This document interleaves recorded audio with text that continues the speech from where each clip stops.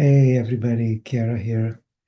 So I wanted to share a little bit about this particular month because there seems to be so much happening in the world today.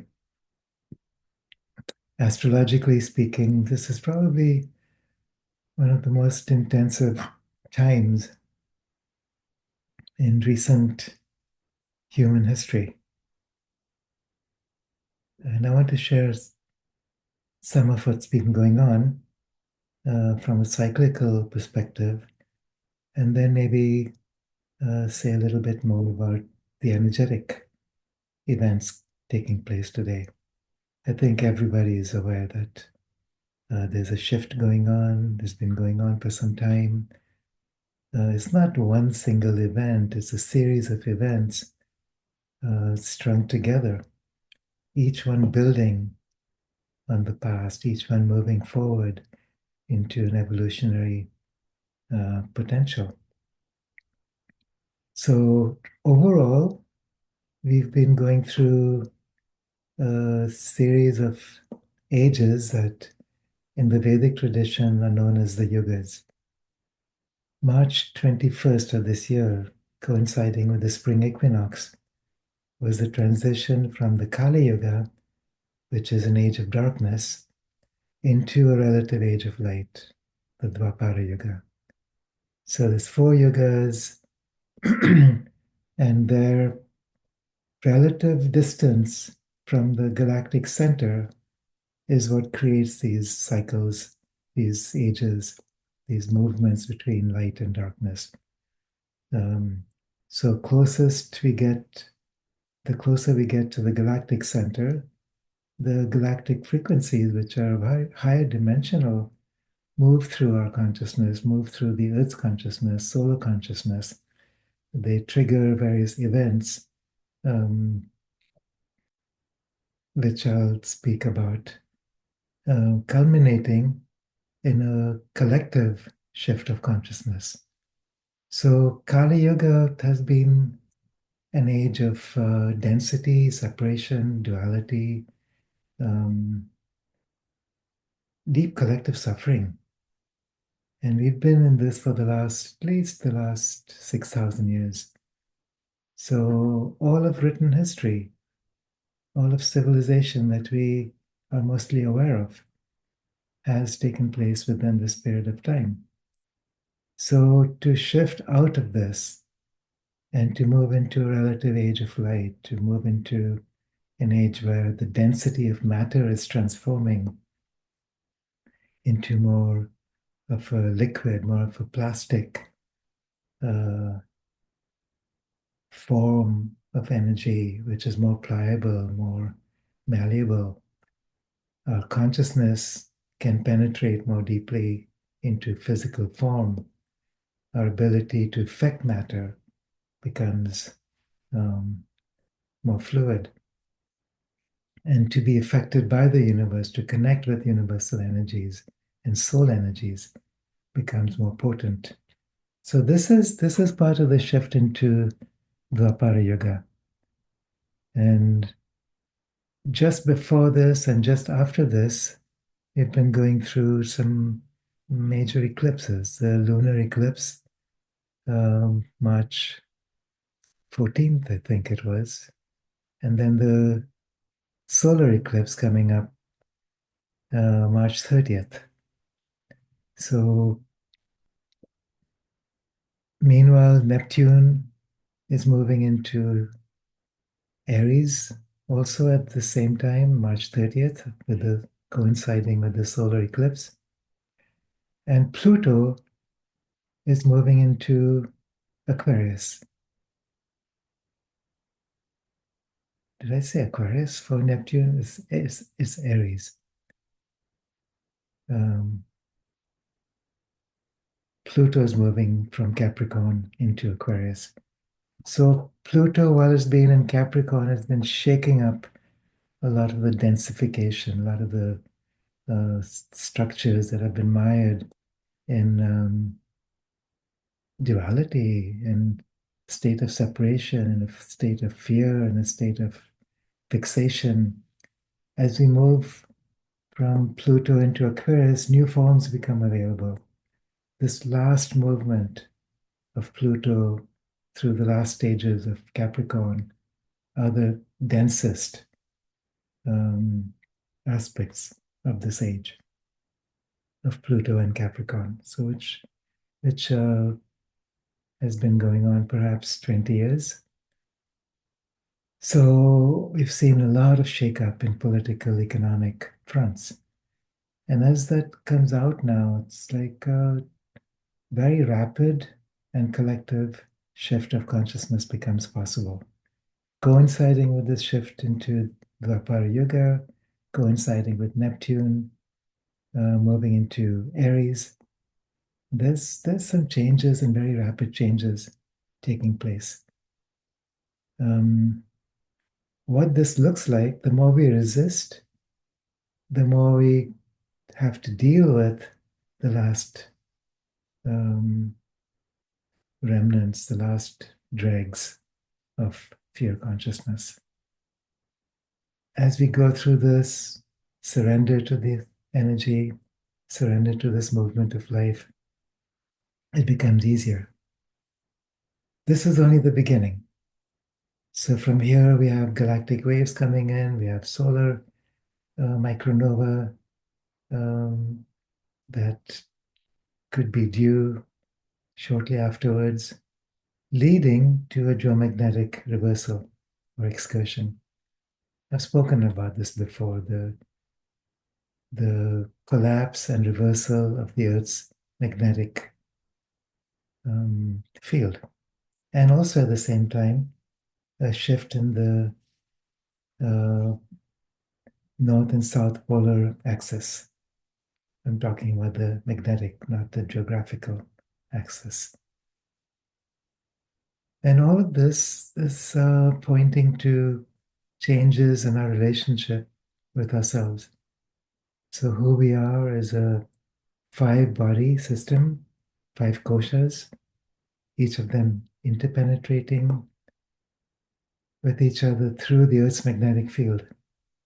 And as the Earth's magnetic field weakens, prepares for collapse and reversal, we are also preparing for a new way of being, a new relationship with ourselves, moving out from a sense of personality, sense of a personal self and identity based on outer forms, outer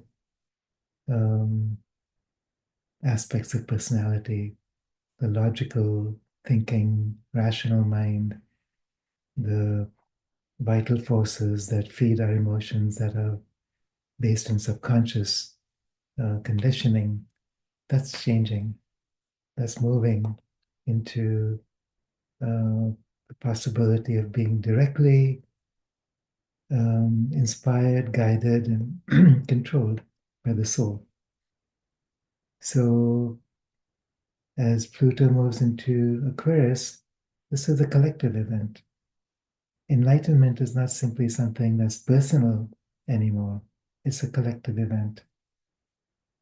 And it's not just about enlightenment either, it's about embodiment. You know, Pluto is about death, and then following that, there's a rebirth of consciousness.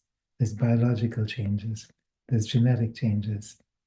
And this leads to changes in form, not just changes in consciousness. They mirror each other.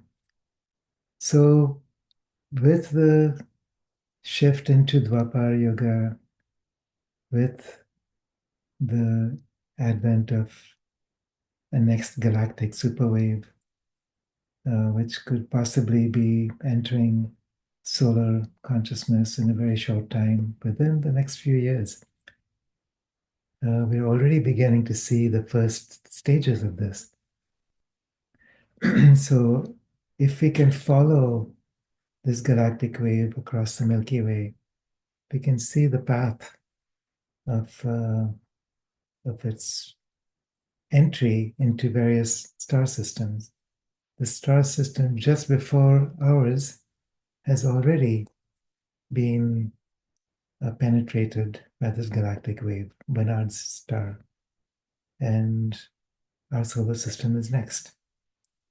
When exactly this happens, we don't know, but if we can follow the synchronicity between events, it could well be by between 2025, 2027, 2028, this period of time where astrologically we're going to move into the fullness of a higher vibrational state.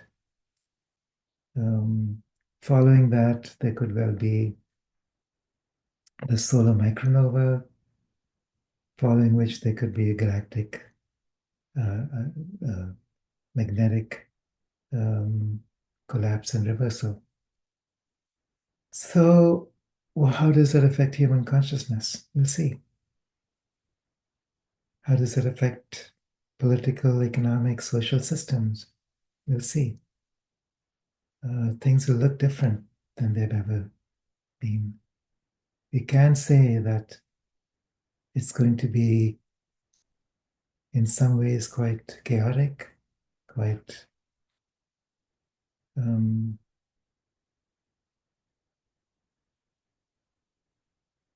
a shock to our human structures. For instance, what happens if there's a massive solar flare and it takes down our communication systems, power lines, internet? How do we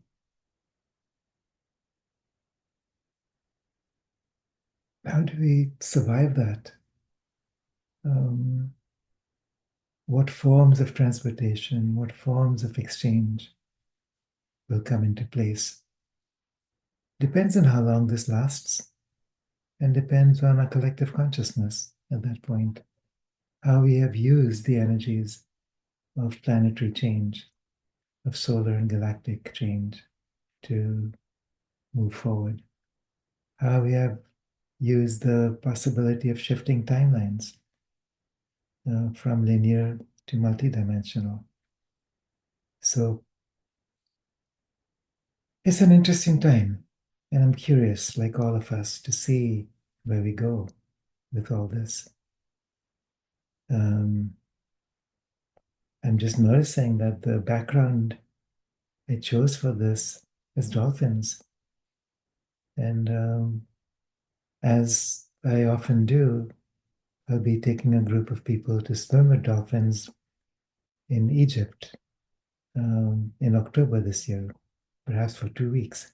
We'll be anchored on a boat in the Sapphire Bay, which is a circular coral reef, which is a home for spinner dolphins, hundreds of them.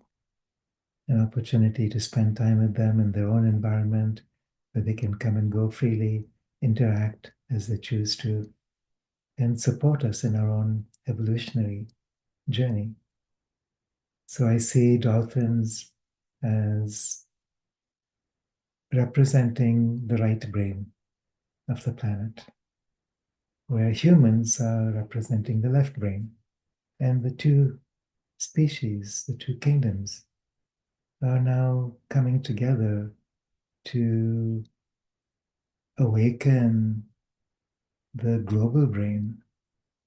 It's like there's an intelligence within the living consciousness that we call Gaia, which is awakening, which is responding to our journey of awakening as we respond to her journey of awakening. It's an evolutionary journey on a planetary scale, solar galactic scales, and perhaps on a universal scale. It's like what happens here in one corner of the galaxy on one planet affects everything. The universe is holographic. We are a fractal within this holographic universe where so many forces of creation are focused right now. So many galactic beings, so many galactic intelligences. So often it is that evolution moves very slowly for a long period of time, and then suddenly there's rapid shifts. And it seems to me that we are in the throes of one of these shifts. We are moving from an age of density and darkness into an age of movement and light, whatever that might mean for any of us or for the collective.